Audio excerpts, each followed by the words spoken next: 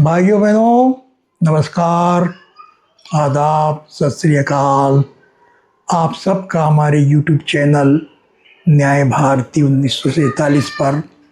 हार्दिक स्वागत है, अभिनंदन है। न्याय भारती अर्थात न्याय की आवाज, वाणी। भारती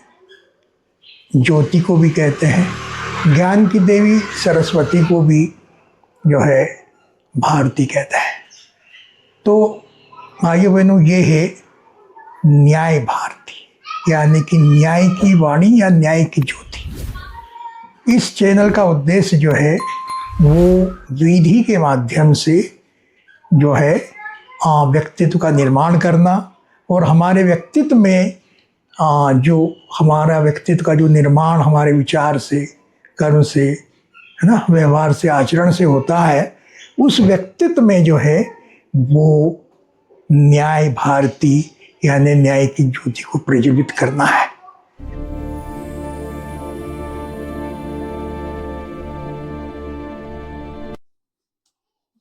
भाइयों बहनों, तो ये हमने देखा कि जो है places of worship special provisions act 1991, या इसको अपन कहते हैं कि उपासना स्थल जो है वो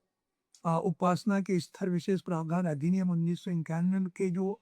आठ आठ धाराएं हैं, उनके जो प्रावधान है उसका हमने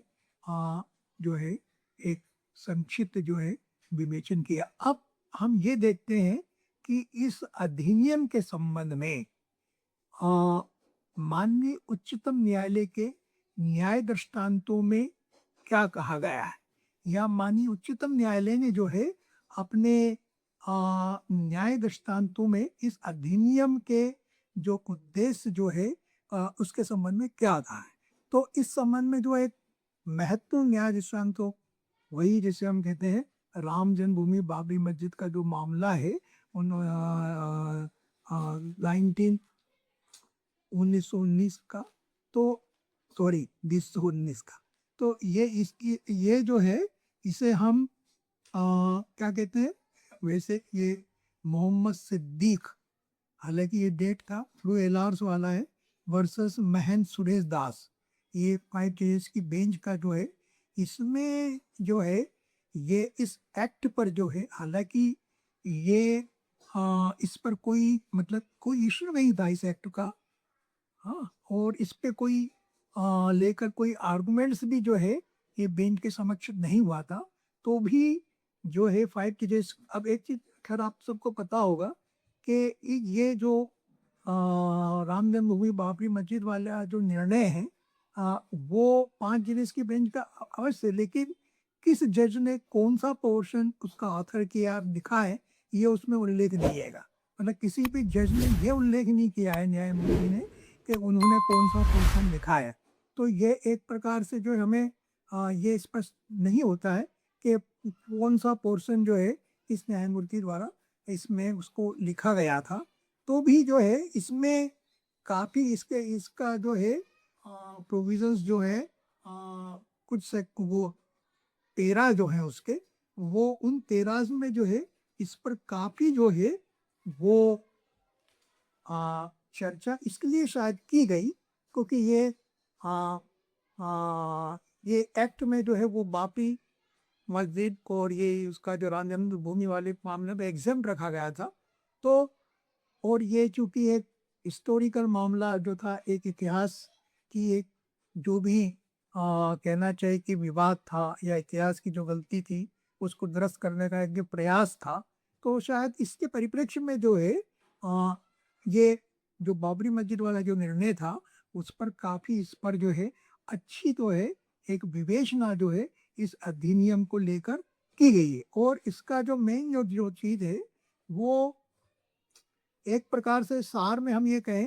कि ये इस मामले में इस अधिनियम की कहना चाहिए कि बहुत ही अधिक प्रशंसा की गई है, हमारी संसद की प्रशंसा की गई है, और यह कहा गया है कि it is a victory of our constitutional secularism. इस एक्ट को कहा गया है कि इट इज एन एक्सप्रेशन और it is a voice, okay, voice of constitutional secularism. ये भी कहा गया कि ये इट इज ए लेजिस्लेटिव मतलब effort to resolve our historical disputes in the sense कि we are to live in the present। तो हमारे जो इतिहास में जो चीजें हुई है तो उसमें जो वर्ड इन्होंने यूज किया वो वर्ड इन्होंने जो यूज किया वो ये है कि ये एम्बॉडिंग कॉन्स्टिट्यूशनल नॉन रेक्टोग्रेशन, मतलब ये इसका प्रिंसिपल कि भाई हम इतिहास में पीछे नहीं जा सकते हैं, तो इसलिए हम उन मुद्दों को उठाएंगे तो हमारी जो भविष्य का की जो हमारी जनरेशन जो है और वर्तमान में हम भी प्रभावित होंगे। तो ये जो रेट्रोग्रेशन का सिद्धांत के हम पीछे नहीं जा सकते हैं। इसके अलावा जो है ये प्रीजर्विंग प्रीजर्विंग क्या इक्वालिटी ऑफ फेथ कि भाई we are a secular state, we have a secular constitution, we are suppose to respect each others faith, हमें सबकी जो है आस्थाओं का सम्मान करना है। तो ये इसमें जो 4 पॉइंट्स किसके जो मुख्य निकल कर आते हैं इस एक्ट का, सॉरी ये जो जजमेंट है बाबरी मस्जिद राम जन्मभूमि का, और उसके संबंध में जो ये प्लेसेस ऑफ वर्शिप एक्ट को लेके जो 4 बातें कही गई उसमें पहली तो यही हो कि एक तो protecting secularism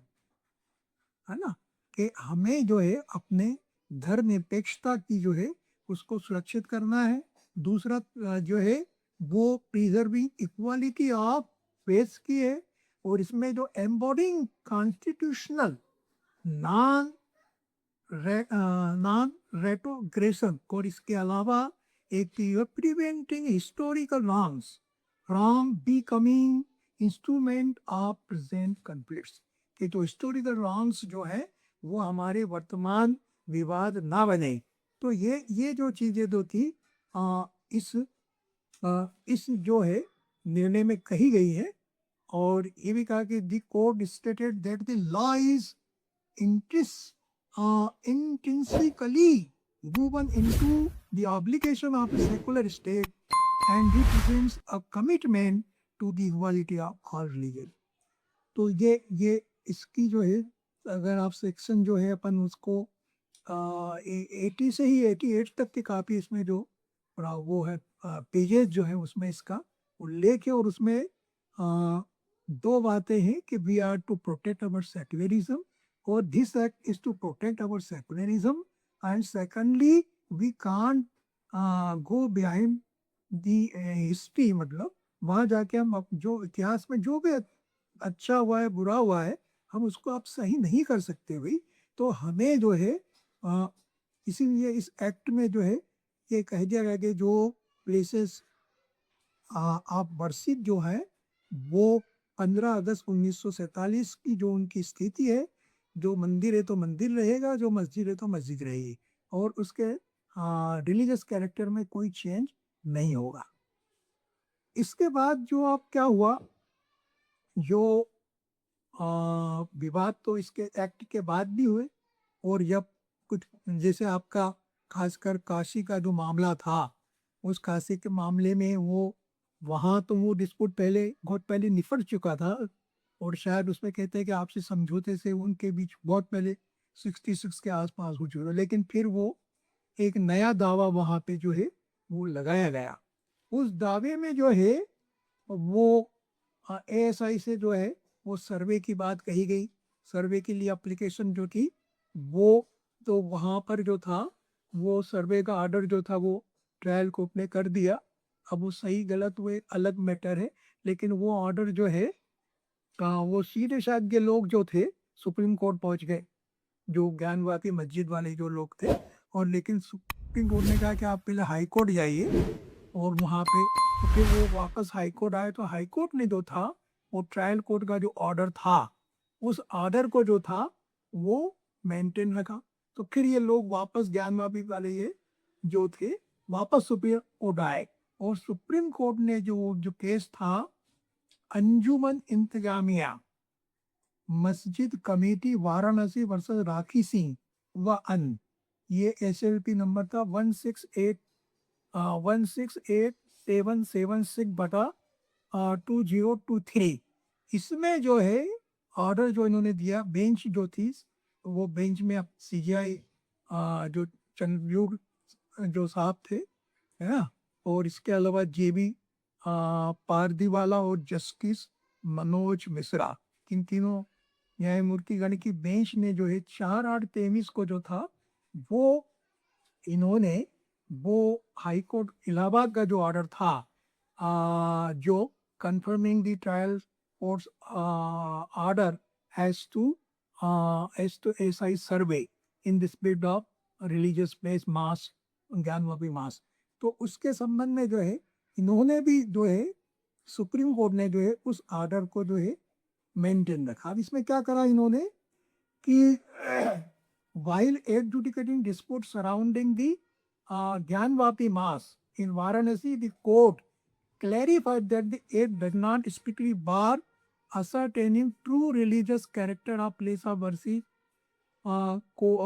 Lower court used this rationale to authorize archaeological surveys. हालांकि देखिए इसमें हुआ ये है कि इसमें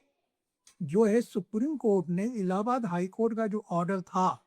उसको मेंटेन इस आधार पे नहीं किया कि साहब ये जो है एक्ट जो है असरटेनमेंट ऑफ रिलीजियस कैरेक्टर को नहीं रोकता है, या SI सर्वे जो है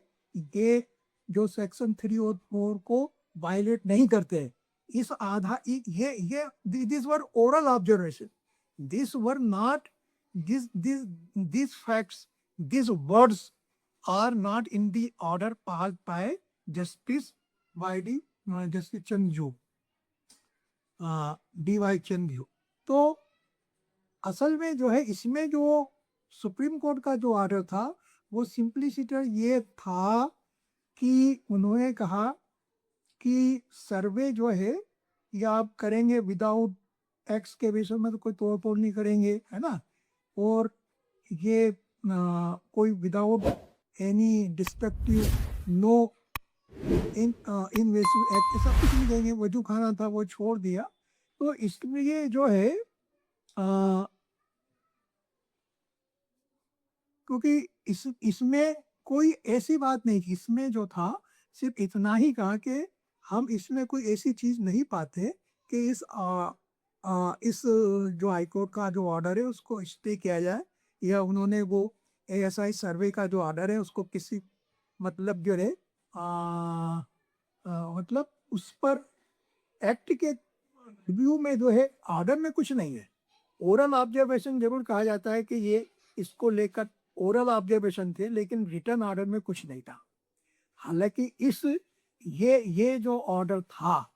अब शायद वही वाली बात है ना कि जो बाबरी मस्जिद और राम जन्मभूमि वाला जो मामला था उसमें एक न्यायमूर्ति चंद्रचूड़ साहब भी थे, तो उसमें जो है जो इस अधिनियम की जो है उपयोग और उसके महत्व पर, उसकी आवश्यकता पर, और उसको एक संविधान का एक मतलब जो कहना चाहिए वाणी बताया गया था। तो अब उसका इसमें वैसे कोई उल्लेख भी नहीं। बाद में जो ये आपका जो ज्ञानवापी वाला जो मामला जो इंट्रीम ऑर्डर है भी, वैसे तो ये एक प्रकार से सुप्रीम कोर्ट का जो 4/8/23 का जो ऑर्डर था, है ना, ये आपकी जो ज्ञानवापी महास्तूप को लेकर, उसमें जो है वो एक तो वो सिर्फ उस ज्ञानवापी महास्तूप तक सीमित था और एक सीमित पर्पस के लिए था, और उसमें कहीं कोई ऐसी बात नहीं है उस ऑर्डर में कि वो अयोध्या वाले मामले के विपरीत है। मतलब कहीं भी जो है ये नहीं है कि religious character can be ascertain और if it SI survey may not be violative of section 3 and 4, ऐसी कोई बात ऑर्डर में नहीं है। तो ये समझना जरूरी है कि वो जो ऑर्डर था, है ना, ज्ञानवापी वाला, वो सिर्फ एक पर्टिकुलर मामले में, it is not of general application. लेकिन फिर भी जो आप अगर देखेंगे तो इसके उपरांत भी जो है फिर कई मामलों में, जिस तरह से कहना चाहिए कि लोग तो कहते हैं कि बाढ़ आ गई फिर इस तरह एसआई सर्वे के वो कई जगह जो है वो मंदिर मस्जिद के बाद उठे,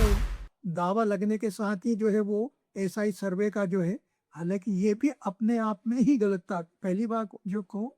ये है कि court can't be a party to or a party, मतलब जो एसआई सर्वे है या जिसको अपन कहते हैं कि कमीशन जारी करना, आर्टिकल 26 रूल 9 में जो कमीशन जारी होता है, तो it can't be issued for a party to collect evidence. ये तो जब आपका दावा आ गया, जवाब दावा आ गया, और उसके दौरान जब किसी कोर्ट को लगता है कि भाई कोई पार्टी जो है keeping in view the nature of evidence is unable to collect evidence, तो ऐसी स्थिति में जो है वो मामले को जो है एलिसिडेट, उसको जो है समझने के पर्पज से जो है वो कमीशन जारी करती है, ना कि एविडेंस को कलेक्ट करने के लिए। तो अपने आप में ये चीज़ तो गलत ही थी सर्वे। भाई जो है आप जो है ऐसा ही सर्वे का आर्डर किस लिए? अगर कोई मामला, it is N admitted fact है कि भाई 15 अगस्त 1947 की पोजीशन में ये मंदिर था या मस्जिद था। Now no issue, no dispute, no court case, because ये जो है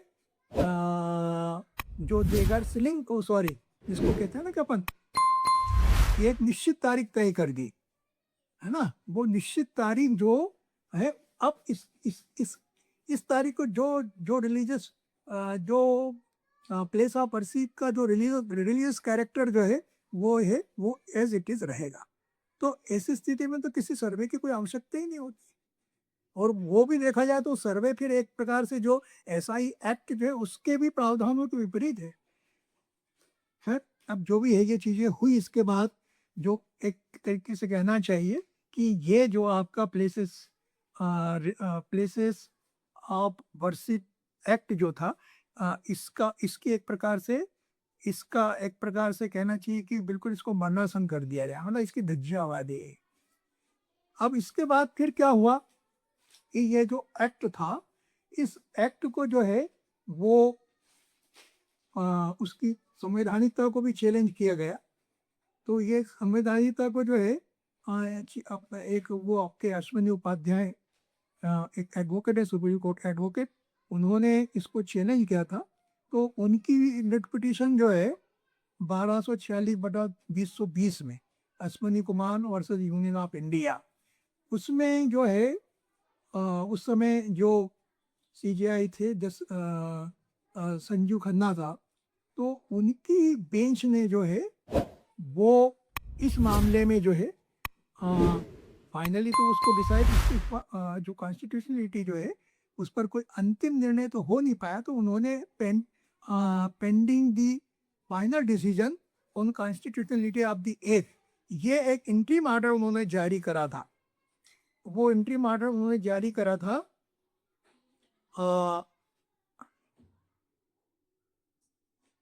वो उन्होंने जो है उसमें उनकी जो बेंच जो थी, एक तो यही हो गया आपके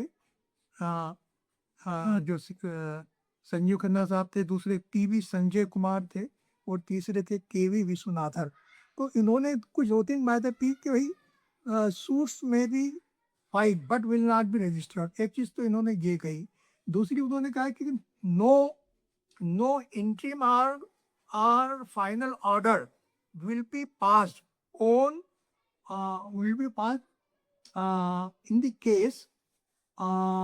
till the जो है वो जो एक्ट की जो संवैधानिकता को लेकर जो मामला पेंडिंग है, उसके अंतिम निराकरण तक कोई भी जो है आप कोई भी इंट्रीम और फाइनल ऑर्डर जो है इस तरह के मामले में पारित नहीं होगा। ये इन्होंने डांट के भाई सूट में भी फाइल, बट उन्होंने उसको रजिस्ट्रेशन पे भी रोक लगाई। अब जब सूट का रजिस्ट्रेशन ही नहीं होगा तो मतलब in a way it may be pending but no order even जो है वो उस पर कोई पारित नहीं हो सकता। लेकिन इसने स्पेसिफिकली भी ये कहा कि इसमें अब सर्वे का ऑर्डर भी आ गया कि no order as to survey, ASI survey मतलब कमीशन जो है for ASI survey can be issued. तो ये निर्णय जो था ये पारित किया गया था 12/12/24, और ये जो थे आपके अश्वनी कुमार की उनकी पिटीशन थी, उसमें ये आदेश जो था दिया गया। तो ये जो है ये कुल मिला के राम जन्मभूमि वाला मामला और उसके बाद ये जो दो हुए हैं। धन्यवाद, नमस्कार।